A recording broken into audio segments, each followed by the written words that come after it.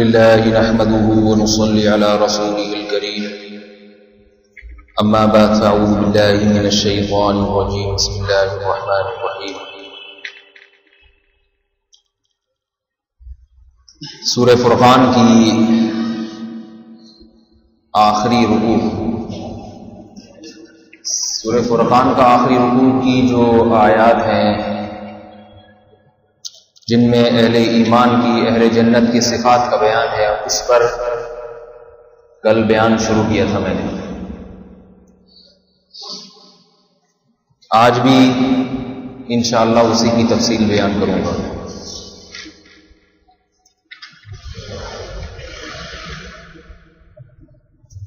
پڑھا تو آج بہت کچھ گیا ہے، سورہ لقمان بھی آج پڑھی ہے۔ حضرت لقمان علیہ الصلاۃ والسلام کی نصیحتیں بہت اہم ہیں، سمجھ میں نہیں آ رہا کہ ان کو شروع کروں یا یہ ہیں، دونوں اہم ہیں، لیکن جب سورہ فرقان شروع کی ہے میرا خیال ہے اس کو پہلے مکمل کر دینا چاہیے۔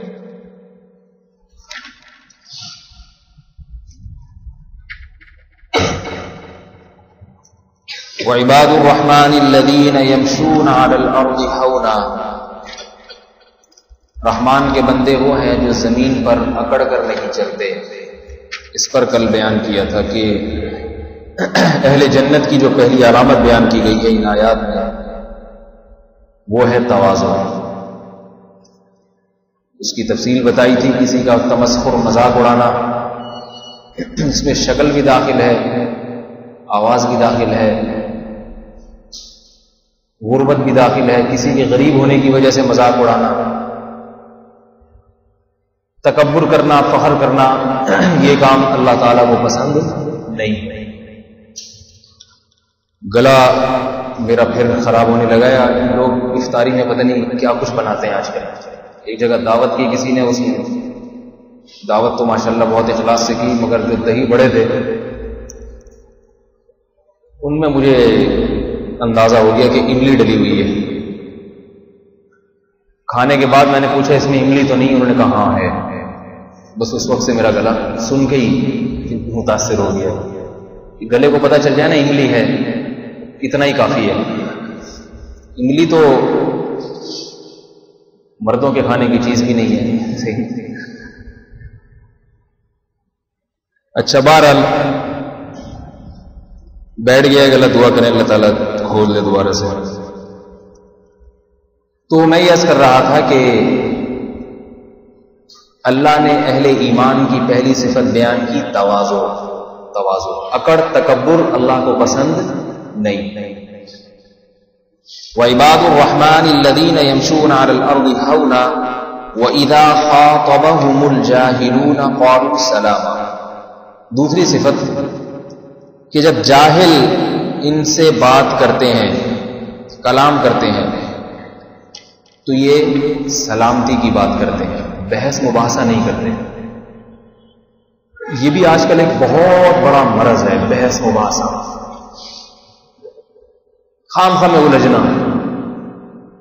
مجھے چونکہ اس سے واسطہ اس لیے زیادہ پڑتا ہے کہ مجھ سے لوگ سارا دن الجھتے رہتے ہیں، انٹرنیٹ پر تو بہت ہی الجھ رہے ہیں۔ ایک سوال بھیجیں گے، میں اس کا جواب بھیجوں گا، پھر اس میں پھر سوال سے سوال بنا کے پھر اس کا جواب، پھر اس جواب سے سوال نکال کے پھر اس کا جواب۔ ضرورت کی بات پوچھو بھائی، اس پہ عمل کرو۔ سب کی بات نہیں کر رہا، بعض تو واقعی سوال اہم سوال ہوتا ہے۔ مثال کے طور پر کل ہی کا واقعہ بتاؤں، یہ بھی اس میں داخل ہے، بحث برائے بحث، بحث کو طول دینا، کھینچنا اس کو۔ جن نوجوان کا واقعہ ہے ممکن ہے وہ میرا بیان سنے بھی، کیونکہ اپلوڈ ہوتا ہے، وہ بیان سنتے ہیں۔ انہوں نے میرے کل کے بیان سن کے یہ اشکالات کی، اگر سن رہے ہیں تو وہ اچھی بات ہے، اور شاید ان کو نصیحت ہو جائے۔ کوئی چھپانا مقصد نہیں، نام نہ آپ جانتے ہیں نہ میں جانتا ہوں، نہ مجھے پتہ ہے کون ہے، لیکن یہ بات سب کے سامنے اس لیے میں لا رہا ہوں تاکہ یہ ہمارا مزاج ختم ہو جائے بحث مباحثے کا۔ آپ کو معلوم ہوگا میں نے کل بحث چھیڑی تھی کہ فرض نمازوں کے بعد اجتماعی دعا، شاید کل چھیڑی تھی، پرسوں چھیڑی تھی، کل تو بتایا ثابت نہیں ہے، مگر اس کے باوجود اماموں سے الجھنے کی کوشش نہ کریں، کیونکہ اس سے بڑے بڑے مسائل پڑے ہیں۔ تو انہوں نے بھیجا کہ جب سوال یہ بھیجا کہ جب یہ بدعت ہے تو ہم کیوں نہ الجھیں، ہم امام صاحب کی اصلاح کیوں نہ کریں؟ انہوں نے کہا میں امام صاحب دعا مانگ رہے ہوتے ہیں اور اٹھ کے چلا جاتا ہوں، اس پہ امام صاحب کو غصہ بھی آتا ہے۔ تو میں نے کہا آپ اٹھ کے نہ جائیں، بیٹھے رہیں۔ اب سارے بیٹھے ہوئے ہیں، آپ ایک اکیلے مجمع سے اٹھ کے جا رہے ہیں، تو ظاہر ہے ہر آدمی میں آپ نمایاں ہوں گے، بیٹھ جاؤ آرام سے۔ قصہ مختصر یہ کہ آخر میں انہوں نے یہ جواب بھیجا آج۔ میں نے ان کو ایک شعر لکھ کے بھیجا، پھر انہوں نے دوبارہ سوال بھیجا، پھر جواب، پھر سوال۔ جب دوبارہ سوال آیا تو میں نے کہا کہ اور بھی غم ہے زمانے میں محبت کے ساتھ۔ میں نے کہا مجھے اور بھی کام ہے، مطلب میرا یہ تھا کہ اب ایسا نہ ہو کہ میں اسی دعا کے مسئلے کو ہی لے کے بیٹھا رہوں، اسی پہ مناظرہ شروع ہو جائے۔ بس سمجھ میں آ گیا، جتنا آ گیا ٹھیک ہے، نہیں آیا تو کوئی ایسی بات نہیں، ہمیں دنیا میں اور بھی کام ہے بھائی۔ مسائل کا ایک انبار تھا، اس کے جواب دینے، ایک دعائی کے پیچھے میں لگ جاؤں۔ تو میں نے اس کو جواب لکھ کے بھیجا، اور بھی غم ہے زمانے میں محبت کے سوا۔ یہ ایک شاعر نے کہا ہے کہ ہر شاعر محبت کا ذکر کرتا ہے نا اپنے شعر و شاعری میں، محبوبہ کا، محبت کا۔ تو ایک شاعر نے یہ بھی کہا ہے کہ اور بھی غم ہے زمانے میں محبت کے سوا، اور بھی دنیا میں ٹینشن ہے، صرف یہی نہیں ہے کہ محبوبہ اور محبوب، اس کے علاوہ بھی غم ہے۔ تو اس پہ انہوں نے پھر جواب بھیجا، میرا خیال تھا اب یہ خاموش ہو جائیں گے، پھر جواب بھیجا کہ اچھا آپ کے دیوبندی امام اگر بدعت کریں تو وہ ان کو نہ چھیڑیں، یہی کام اگر بریلوی کرے تو اس کے پیچھے پڑ جائیں۔ دیکھو کہاں کی بات کہاں لگا دی، کہاں کی بات کہاں لگا۔ میں نے کہا اچھا میں امام کو، اگر میں یوں کہتا نا کہ نہیں امام کو پکڑیں، اس کو سمجھائیں، تو لوگ کیا کہتے ہیں کہ مولوی صاحب مسجدوں میں اختلاف پھیلا رہے ہیں، مقتدیوں کو اماموں کے خلاف کر رہے ہیں، لوگ پھر اس طرح باتیں اماموں کے بارے میں کرتے ہیں۔ میں اتحاد کی تلقین کر رہا ہوں، اس کو غلط رخ پہ لے جایا جا رہا ہے کہ اپنے لوگ جب کریں تو خاموشی اور دوسرے کریں تو ان سے مناظرہ، یہ تو دوغلی پالیسی ہے۔ ان کو تو میں نے کوئی جواب نہیں دیا، میں نے ڈیلیٹ کر دیا کہ جب آپ کو ہم پہ اعتماد ہی نہیں ہے تو ہم پہ ایسے مسئلے کیوں پوچھ رہے ہو بھائی؟ آپ کا ہماری نیتوں پہ ہی آپ کو شبہ ہے تو پھر کیسے آپ کسی مسئلے پوچھو جس پہ آپ کو شبہ نہ ہو، جس پہ اعتماد ہو ان سے بات کریں، اتنا بڑا الزام لگا دیا۔ حالانکہ میرا مقصد یہ ہے کہ فروعی مسائل میں اختلاف، یہ بھی ایک اختلافی مسئلہ ہے، نماز کے بعد دعا ہے یا نہیں ہے، اختلافی مسئلہ ہے، اور اہل حق نے اختلاف کیا، جبکہ جس فرقے کا انہوں نے نام لیا وہ تو پیغمبر کو حاضر ناظر سمجھتے ہیں، مشکل کشا سمجھتے ہیں، 12 ربیع الاول پہ بریک ڈانس کرتے ہیں، پہلے تو ناچتے تھے اب بریک ڈانس شروع ہو گیا، ان کا تو کوئی عمل سیدھا نہیں ہے۔ ان کے اختلاف کو ایک معمولی ایک اجتماعی دعا کے اختلاف سے جا کے ملا دیا۔ میں نے کل کے بیان میں یہ بات بھی کہی تھی کہ نہی عن المنکر کا ایسا طریقہ جس سے انتشار پھیلے، اختلاف بڑھے، لوگ اس سے بڑے منکر میں مبتلا ہوں، یہ درست نہیں ہے۔ الفاظ تو میرے یہ نہیں تھے لیکن مفہوم یہی تھا۔ میں نے بتایا کہ جیسے کتنے ویڈیو سینٹر کھلے ہوئے ہیں، یہ برائی ہم برداشت کر رہے ہیں نہیں کر رہے؟ اس لیے کہ بھائی ہم روک نہیں سکتے، ہمارے پاس طاقت نہیں ہے، قوت نہیں ہے، برداشت کر رہے ہیں۔ میں اگر جا کے ویڈیو سینٹروں کے خلاف کھڑا ہو جاؤں تو نتیجہ یہ نکلے گا کہ مجھے امامت سے، خطابت سے، محلے سے ہی ہاتھ دھونے پڑیں گے، ویڈیو سینٹر نہیں بند ہو جائیں گے، فلمی کیسٹیں بک رہی ہیں وہ بکتی رہیں گی، تو میرے پاس پاور نہیں ہے، طاقت نہیں ہے، میری اوقات نہیں ہے، تو اتنی بڑی بڑی برائیوں کو برداشت کیا جا رہا ہے۔ تو میرا مقصد یہ تھا کہ اگر یہ بدعت ہے تو آپ اس برائی کو برداشت کر لیں، آپ میں طاقت نہیں ہے، امام تھوڑی آپ کی بات مان جائے گا، ساری دنیا تھوڑی آپ کی بات مان جائے گی۔ یہاں جو ہے نا جس کی سمجھ میں آنا ہوتا ہے 2 منٹ میں سمجھ جاتا ہے، نہیں آنا ہوتا تو وہ بیچارہ بحث برائے بحث، بحث برائے بحث۔ بس میں نے یہ لکھا اور بھی ہم ہے زمانے میں محبت کے سوا، ٹھیک ہے۔ اس لیے جو وہ صاحب اگر میری بات سن رہے ہیں، بظاہر ایسا لگتا ہے سنیں گے، تو ان سے دوبارہ گزارش ہے کہ چھوڑ دیں اس بحث کو، اگر سمجھ میں آ جائے ٹھیک ہے، نہیں آئے تو بھی ٹھیک ہے۔ بعض دفعہ مجھ سے کوئی مسئلہ پوچھتا ہے، میں اسے ایک دفعہ سمجھاتا ہوں، پھر پوچھتا ہے میں دوبارہ سمجھاتا ہوں، پھر پوچھا تیسری دفعہ سمجھایا، پھر اگر پوچھا نا نہیں سمجھ میں آیا تو میں آئے بائیں ٹائم مارنے لگا۔ سمجھ آ رہی ہے نا بات؟ کیونکہ مجھے پتا ہے مجھ میں جتنی طاقت تھی میں نے سمجھا دی، اس سے زیادہ مجھ میں طاقت نہیں۔ اب یہ تو نہیں کہ سارا دن اسی کو بیٹھ کے سمجھاتے رہیں، اور بھی غم ہے زمانے میں محبت کے سوا۔ تو ہم پھر اس کو ٹہلاتے ہیں، ٹائم ہے اگر آپ کسی اور سے پوچھ نہیں ہو کر لیں اگر کرا کے نکل لیتے ہیں بدلی گلی سے. یہ بہت ضروری ہے، بہت ضروری. سارے فرقے، ساری نفرتیں اسی سے پھیلتی ہیں. ایک بات کو لے کے اس کے پیچھے پڑ جاؤ، پیچھے پڑ جاؤ، اسی کو ہدف بنا لو، ٹارگٹ بنا لو. الاہم فالاہم کو دیکھے بغیر، الاہم فالاہم کا مطلب آپ کو یہ ترتیب دینی ہے کہ سب سے اہم کام کون سا ہے، اس کے بعد کون سا، اس کے بعد کون سا. اس کے علاوہ اور بہت اہم مسائل ہیں. عقائد، شرک لوگ کر رہے ہیں، اس میں اتنی چھوٹی چھوٹی بدعتیں، بڑے بڑے شرک ہو رہے ہیں. نبی علیہ السلام کو لوگ حاضر ناظر کہہ رہے ہیں، رسول اللہ صلی اللہ علیہ وسلم کو لوگ مشکل کشا کہہ رہے ہیں. پھر آپ اگر پاکستان کی حدود سے باہر جائیں، دنیا میں جائیں، اسلام کے خلاف اس قدر پروپیگنڈا ہو رہا ہے، اس قدر پروپیگنڈا ہو رہا ہے کہ میں آپ کو بتا نہیں سکتا. یہ قادیانی یہاں دبے ہوئے ہیں، دنیا میں دبے ہوئے نہیں ہیں. دنیا میں قادیانیوں کی تحریکیں آپ کو جو سننے کو ملتے ہیں نا، انگریز اتنے مسلمان، ان میں کچھ پتہ نہیں ہوتا مسلمان ہو رہے ہیں قادیانی ہو رہے ہیں. بہت سارے قادیانی ہو رہے ہوتے ہیں.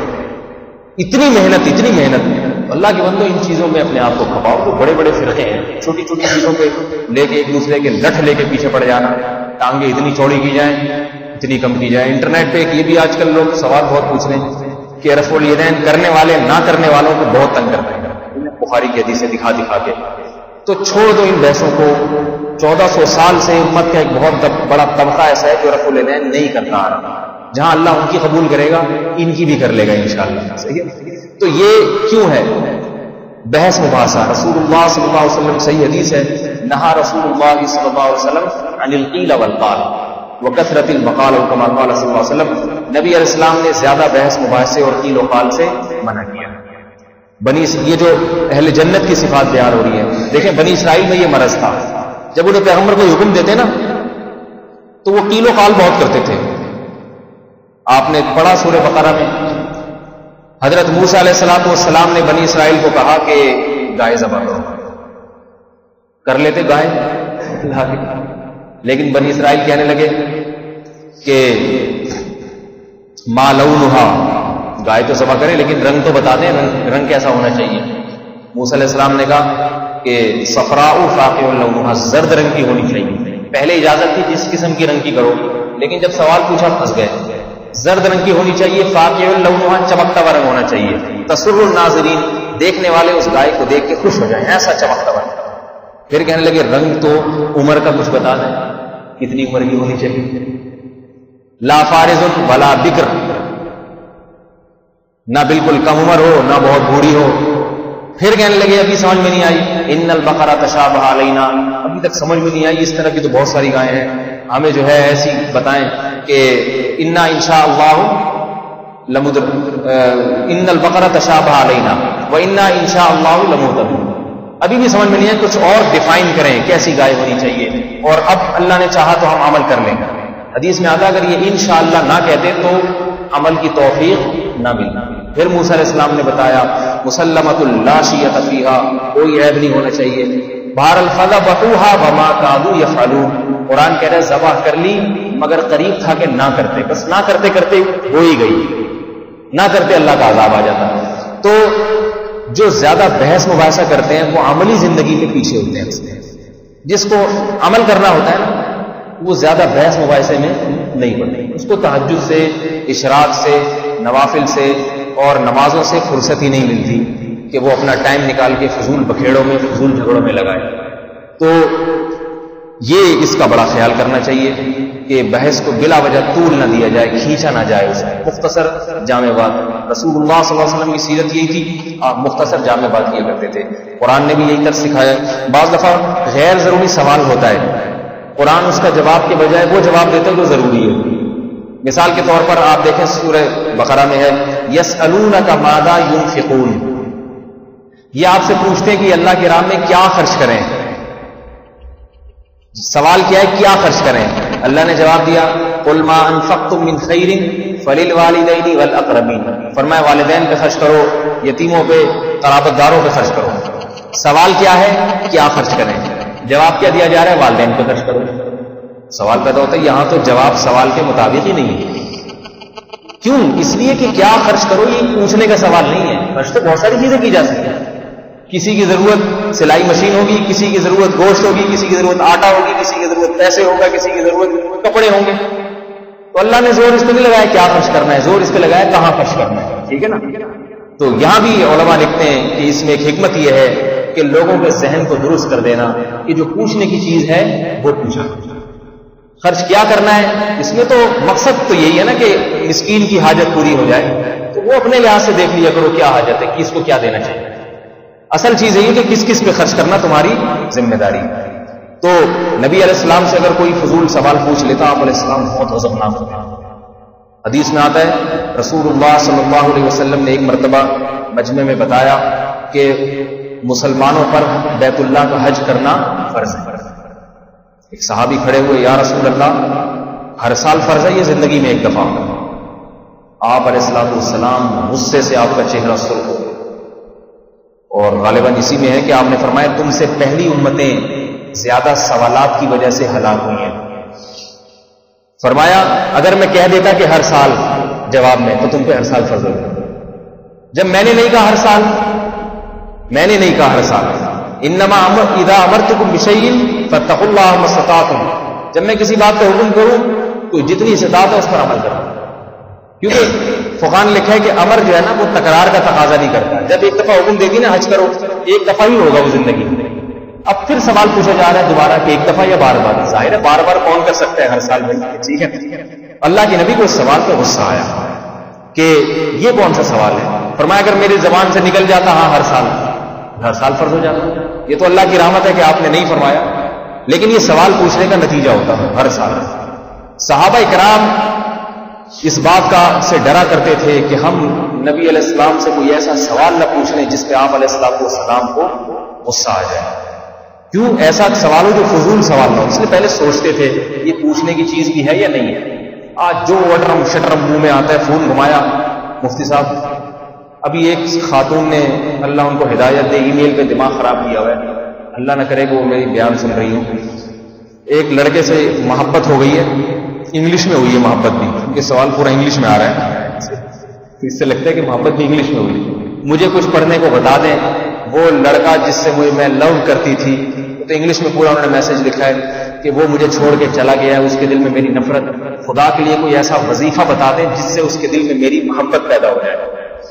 پہلے میں نے اس کو اردو میں جواب لکھا کہ وظیفوں میں اپنا ٹائم برباد نہ کریں، شادی کے لیے کوئی دوسرا لڑکا تلاش کریں. میں نہیں بتاتا وظیفے. پھر سمجھ میں نہیں آیا، پھر بھیج دیا. میں نے کہا شاید اردو میں نہیں آیا، انگلش میں لکھ کے بھیجا ہے. ڈونٹ ویسٹ یور ٹائم ان وظیفاز. وظیفہ کی بھی میں نے انگلش بنائی. ٹھیک ہے نا.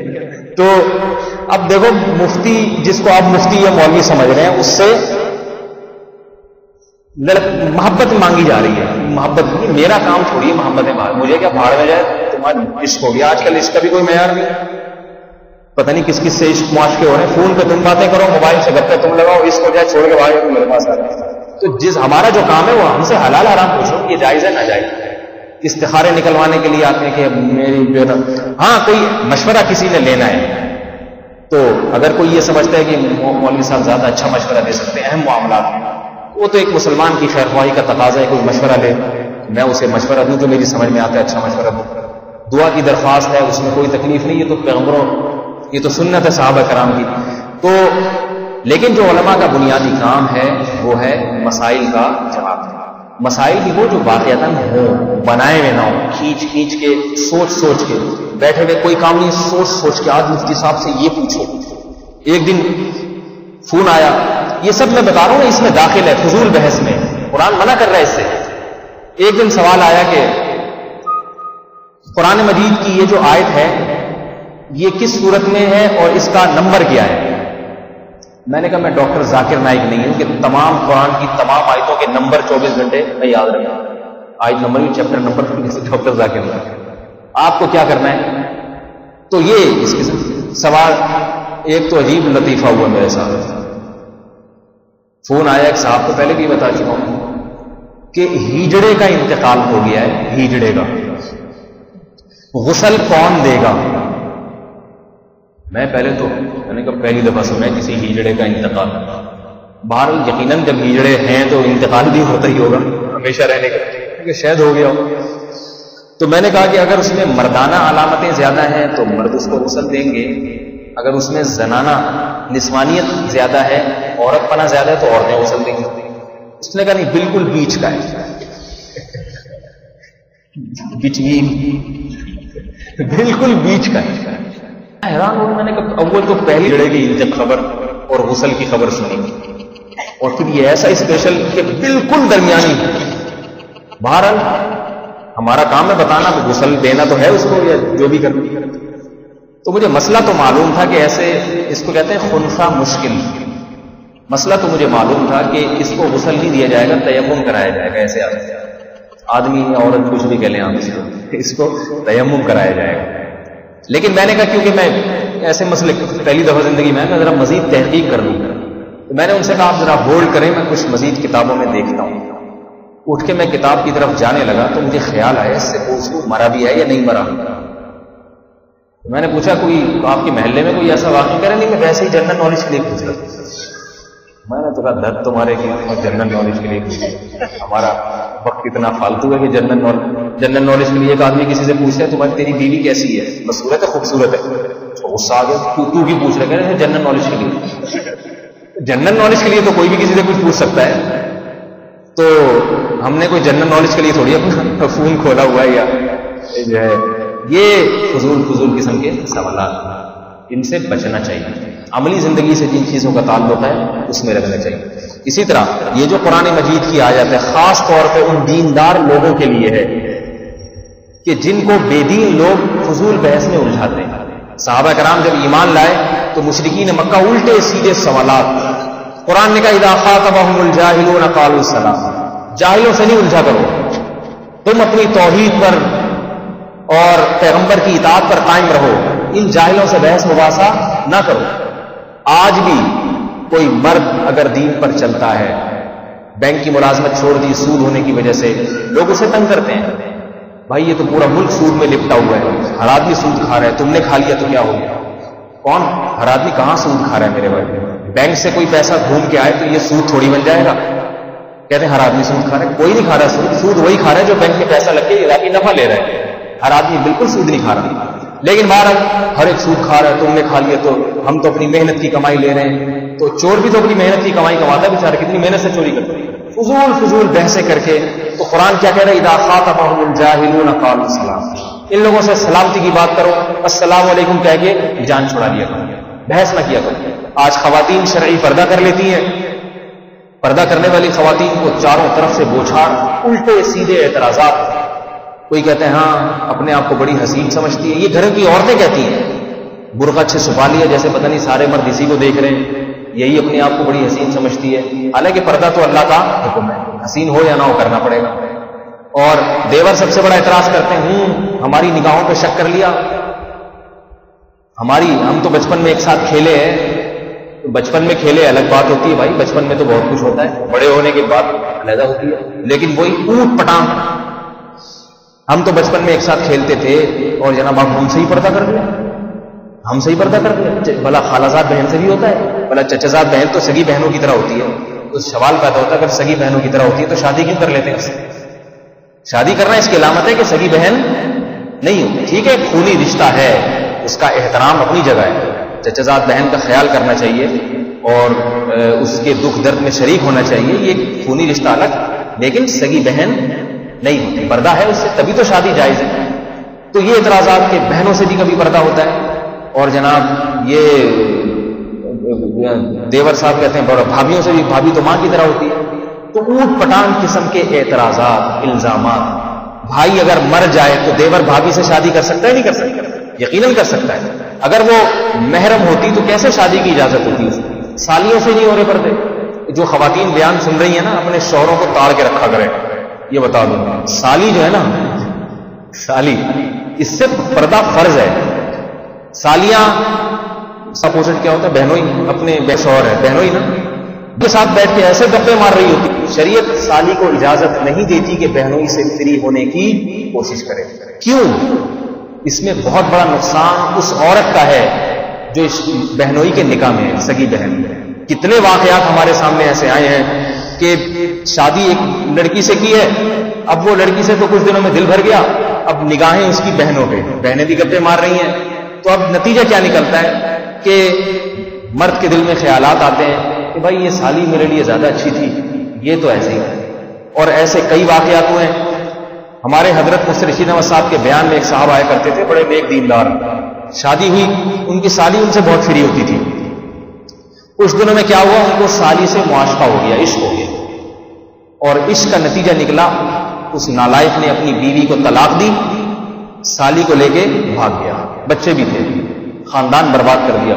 سے ایک نہیں ہے، کئی واقعات ہیں. اللہ نے کتنا پیارا حکم دیا سالی کو، جیسے کل سورہ نور میں آیا کہ حکم دیا کہ یہ لوگ ہیں، ان کے سامنے آ سکتی ہو، بہنوئی کے سامنے نہیں آ سکتی، پردہ کرنا پڑے گا اس سے. اس میں عورت کا تحفظ ہے. دیکھیں عورتیں اگر پردہ کریں گی تو مرد کو اپنی بیوی کے سوا دیکھنے کو کچھ ملے گا ہی. مرد اپنی بیویوں سے وفا کریں گے. پھر آج مرد اپنی بیویوں سے وفا نہیں کرتے، اس لیے کہ ان کو دفتروں میں، سڑکوں پہ، انٹرنیٹ پہ، ٹی وی پہ ایک سے ایک عورت دیکھنے کو مل رہی ہے، فیشنیبل، حسین سے حسین. نتیجہ کیا نکلتا ہے، وہ اپنی بیوی کی محبت ان کے دلوں میں ختم ہو جاتی ہے. ایک واقعہ نہیں ہے، میں اگر واقعات بیان کرنا شروع کروں صبح ہو جائے گی. اتنے واقعات ہیں. میرے پاس خواتین کے فون آتے ہیں جو پریشان ہیں، کہتی کوئی وظیفہ بتائیں پڑھنے کے لیے. ہمارے شوہر نے موبائل پہ کسی لڑکی سے دوستی لگائی ہوئی ہے، ساری رات اس سے باتیں، SMS چلتے ہیں. یہ کیوں ہو رہا ہے؟ یہ خواتین ہی کی بے پردگی کی وجہ سے ہو رہا ہے. اگر وہ عورتیں پردہ کریں اور مردوں سے اختلاط نہ رکھیں تو جس عورت کا نکاح ہوگا اس کا مرد اپنی بیوی کے علاوہ کسی اور کے پاس نہیں جائے گا، بیویوں سے وفا کریں گے. دیکھیں انگریزوں میں بیویوں سے وفا نہیں ہوتی. اس کی وجہ ہے کہ ان کی گرل فرینڈز اتنی ہوتی ہیں کہ ایک آدھ اگر بیوی رکھ بھی لی تو اس بیوی کو بھی پتا ہوتا ہے کہ یہ میرا نہیں ہے، یہ درجنوں اور کا ہے. بتاؤ اس عورت کی زندگی کیا زندگی ہے جس کو یہی پتا نہ ہو کہ میرا شوہر کہاں کہاں جا رہا ہے. تو زندگی ہے. ہماری عورتوں کو کم از کم اتنا اطمینان تو ہوتا ہے کہ یہ شوہر میرا ہے، میرے علاوہ ایسا نہیں ہے کہ جہاں چاہے جہاں جا کے منہ مار دے، ایسا نہیں ہے. یہ پردے کی برکت ہے. لیکن ہمارے یہاں بھی اب وہی ماحول بنتا چلا جا رہا ہے، وہی ماحول بنتا چلا جا رہا ہے. یہ ماحول کا نتیجہ نکلا تو کچھ وقت کے بعد مرد شادیاں چھوڑ دیں گے، جیسے کہ بہت سو نے چھوڑ دی. اس لیے کہ وہ کہہ رہے ہیں ہمیں گرل فرینڈ سستی پڑتی ہے، بیوی مہنگی پڑتی ہے. سمجھ آئیے نا بات. اور گرل فرینڈ کو چھوڑنا آسان ہے، بیوی کو چھوڑنا اس میں تو طلاق ہے، طلاق کے بڑے اہم مسائل ہیں، مہر دینا پڑتا ہے، خاندان کے جھگڑے. طلاق اگر آپ دیں گے تو آپ کے ابا بھی آ جائیں گے راستے میں، ماں بھی آ جائے گی، بھائی بائیکاٹ کر دیں گے. آسان کام نہیں ہے طلاق دینا. اور پھر اولاد کے انسان سوچتا ہے گرل فرینڈ بنا کے چھوڑنا کوئی مشکل کام نہیں. تو یہ گرل فرینڈ اگر عورت ہی یہ یعنی التزام کر لے کہ میں پردہ کروں گی، میں دوستیاں نہیں لگاؤں گی، تو اس میں عورت ہی کا فائدہ ہے. مرد پھر نکاح پہ مجبور ہوں گے اور اپنی بیویوں سے وفا کرنا. حکیم اختر صاحب نے بڑی پیاری بات فرمائی ہے. فرماتے کہ لے دے کے بیوی کی طرف ہی آئے گا. وہ جب کچھ دیکھنے کو ہی نہیں ملے گا اسے کہے گا بھائی جب ہے ہی نہیں کچھ تو پھر میرے لیے تو میری بیوی ہے. آپ دیکھ لیں جن علاقوں میں پردہ ہوتا ہے، افغانستان میں، سعودیہ کے بعض علاقوں میں، تو عربوں کا تو سارا نظام ہی برباد ہو گیا ہے زنا اور فحاشی کی وجہ سے. لیکن جہاں ہے وہاں ایسا ہی ہوتا ہے، مرد اپنی بیویوں سے محبت کرتے ہیں. بیویاں میکے چلے جائیں تو تڑپتے ہیں. ہمارے یہاں کہتے ہیں جا 6 مہینے کے لیے جہاں میں خرچہ دے رہا ہوں وہی بیٹھے. ایک صاحب میرے پاس آئے پریشان، کہہ رہے ہمارے ایک رشتے دار ہیں، وہ اپنی بیگم صاحبہ کو سسرال اپنے میکے میں ہی بھیجے رہتے ہیں کہ اماں کے گھروں میں خرچہ بھیج رہا ہوں. بتاتے بھی مجھے اچھا نہیں لگتا یہ باتیں، لیکن ہمارے معاشرے کا حصہ بن گئی ہیں اس لیے بتا رہا ہوں. میں نے کہا ایسا کیوں کرتے ہیں؟ کہہ رہے ہیں ان کی دوستیاں ہیں لڑکیوں سے. بیگم صاحبہ جب جاتی ہیں نا اپنی والدہ کے گھر رہنے کے لیے تو پھر وہ لڑکیوں کو بلاتے ہیں اپنے گھر میں. کیا کرتے ہیں اللہ ہی بہتر جانتا ہے. بیگم جب ہوگی تو یہ کام آسانی سے نہیں. بیگم صاحبہ خوش ہے، دیکھو مجھے اپنی ماں کے گھر چھوڑ کے بھی آتا ہے، خرچہ پانی بھی دیکھیں گے. تو مجھے کہنے لگے میں ان کی بیگم کو بتا دوں کہ نہیں بتاؤں. میں نے کہا پہلے خود سمجھاؤ، بیگم کو نہ بتاؤ، طلاقیں ہو جاتی ہیں. سمجھاؤ، بولو آپ کیا کر رہے ہیں. تو یہ ہمارا معاشرہ اس طرف کو کیوں جا رہا ہے؟ بے پردگی کی وجہ سے. خیر یہ میرا آج موضوع نہیں ہے. میں یہ عرض کر رہا تھا کہ جو خواتین پردہ کر لیتی ہیں، پردہ اسلام کا ایک ایسا حکم ہے جس کو فطرت قبول کرتی ہے. عورت کو پردہ کرنا چاہیے، اس سے خاندانی نظام مضبوط ہوتا ہے. مگر لوگ نہیں چھوڑتے. دیور اعتراض کرے گا، میری نگاہوں پہ شک ہے، بڑی حسین بنتی ہے. ایسے ایسے اعتراضات دیوروں نے کیے، میں خود سنتا ہوں. تو اللہ کیا فرما رہے ہیں؟ ایسی عورتوں کو ان آیات میں تسلی دے رہے ہیں کہ صبر کرو. اذا خاطبهم الجاهلون قالوا سلاما. اگر تم رحمان کی بندی ہو ان جاہلوں کے منہ نہ لگو، تم شریعت پہ اللہ کے حکم پہ چلتی رہو، ان اعتراضات کی پرواہ نہ کرو. کوئی اعتراض کرے، مختصر جواب کہ بھائی ہمیں اللہ نے حکم دیا ہے، اس حکم کی حکمت ہماری سمجھ میں آئے نہ آئے ہمیں عمل کرنا. وہ کہے کہ مجھ پہ شک ہے، کہو ہمیں کسی پہ کوئی شک نہیں ہے. دیور بہت پاکیزہ ہیں، چچا کو بزاد بھائی آپ لوگ بہت پاکیزہ ہیں، لیکن اللہ نے فرمایا کہ پاکیزہ ہو یا ناپاک ہو پردہ کرنا ہے. ٹھیک ہے، ختم ہو گئی بات. مرد سے مرد تو ہے نا، آدمی پہلے ہے، باقی چیزیں بعد میں. آدمی ہے، مرد، یہ ایک حقیقت ہے کہ اللہ نے مرد کے دل میں عورت کی طرف رغبت رکھی ہے اور عورت کے دل میں مرد کی طرف رغبت رکھی. یہ حقیقت ہے، اس کو جھٹلایا نہیں جا سکتا. اس لیے حکم دیا ہے کہ بھائی احتیاط برتیں، احتیاط برتیں تاکہ گناہ کی نوبت نہ آئے، انسان کے قدم گناہ کی طرف نہ جائیں. تو جب کوئی پردے پہ اعتراض کرے بولے بھائی اللہ کا حکم، اللہ نے ہمیں حکم دیا، ختم ہو گئی بات. تو حرام آمدن چھوڑ دی آپ نے، بینک کی ملازمت چھوڑ دی، رشوت چھوڑ دی. لوگ کہیں سارا ملک رشوت کھا رہا ہے، سارا ملک جائے جہنم میں، مجھے سارے ملک کی فکر، مجھے اپنی فکر ہے. صحیح ہے نا.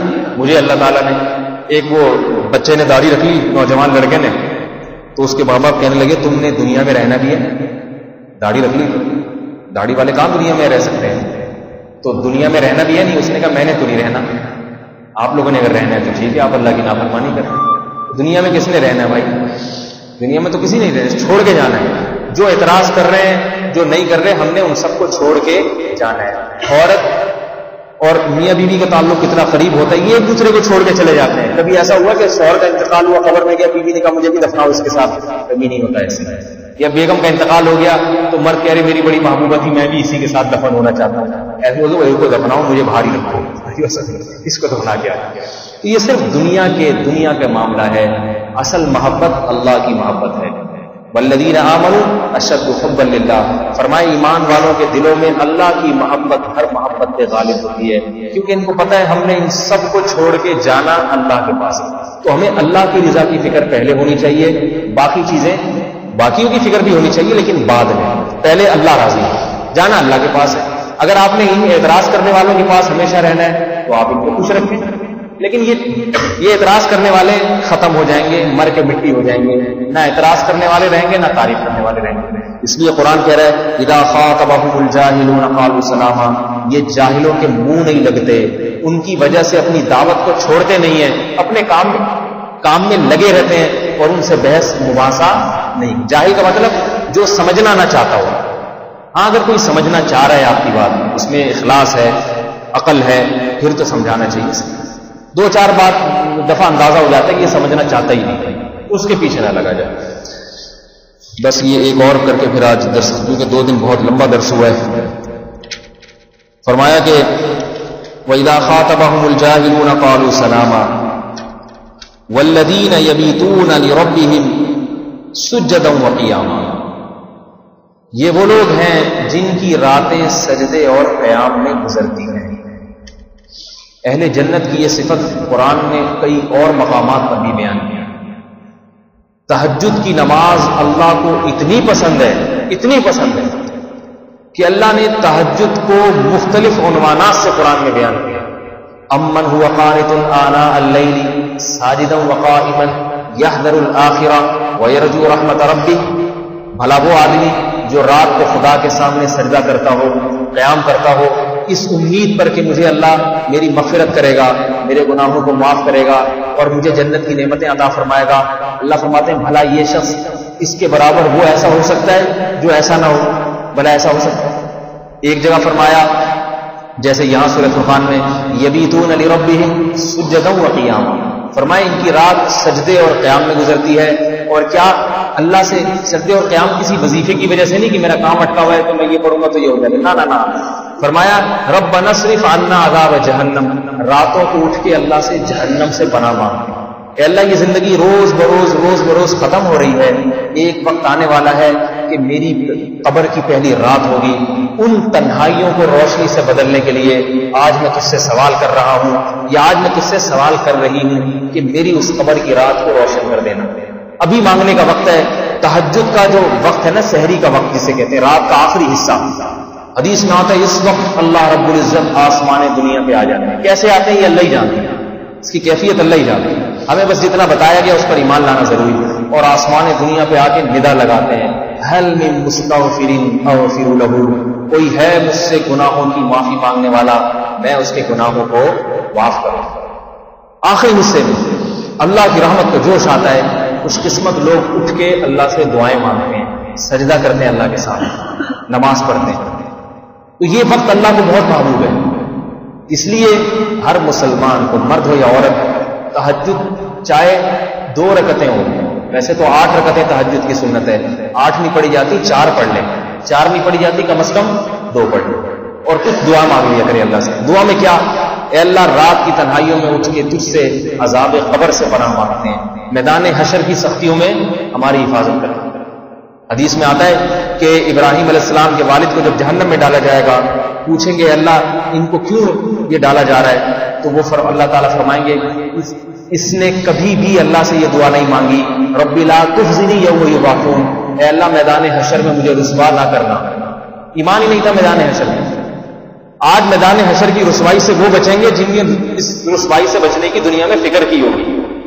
تو ایمان والے اعمال بھی اچھے اختیار کرتے ہیں، رات کے آخری حصے میں اٹھ کے اللہ سے دعائیں مانگتے ہیں، اللہ میں ایسے اعمال کی توفیق عطا فرما کہ آخرت کی ذلت اور رسوائی سے بچ جائیں، جو 50,000 سال کے برابر دن ہوگا.